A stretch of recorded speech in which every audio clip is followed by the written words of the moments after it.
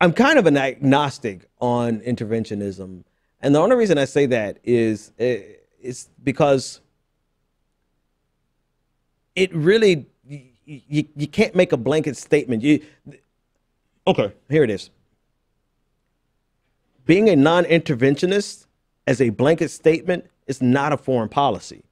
It's absolutely not, because you can't address every issue, right? When we look for foreign policy theories to work on, we look and see what theory can be applied to as many situations as possible. Because what you don't want to do is try to take something that doesn't fit. It only fits 2 out of 10 scenarios. That's not a theory. That's a disaster waiting to happen. So I'm more of an agnostic with regard to interventionism, because it really depends on the scenario. Now, in terms of the political problem here in the United States, we use interventionism and humanitarianism as an excuse to do all kinds of atrocious things. So this is not to absolve the United States of all the things that we've done underneath the moniker of interventionism that have been atrocious, and humanitarianism. No, this is to say that as progressives, we have to present an alternative. We have to present an alternative that is viable, that can be applied to as many situations as possible. Non-interventionism is not something that can be applied to as many situations as possible, because there are going to be times on the international stage where we are forced into intervening. Period. There's really no other way I mean, there's no evidence. There's nothing that anyone could bring to me that says that in every scenario that America has previously intervened, all we had to do was not intervene and things would have been better. That's just a revisionist history. That doesn't add up.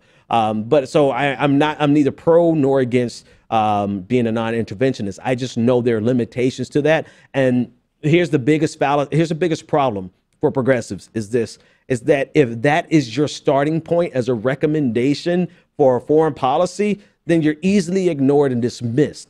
And we don't need progressives to be easily ignored and dismissed on foreign policy. We need progressives to have an alternative that can compete with the military-industrial complex. And in the absence of a policy that can compete with the military-industrial complex, we are forever left at the mercy of the neoconservatives, of the war hawks, of the people who have institutions, money, think tanks, theories. I mean, the theories that prevail on the academic level are perfect for the military-industrial complex.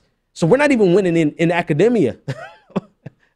And we need progressives to actually start winning some of these conversations. But if the scope of your foreign policy is anti-America or anti-imperialism and non-interventionist, if that's the full scope of your foreign policy, it's going to be easily ignored time and time and time and again. And I'm tired of being ignored, because we actually do need some better solutions, and we don't have them right now. So that's my take.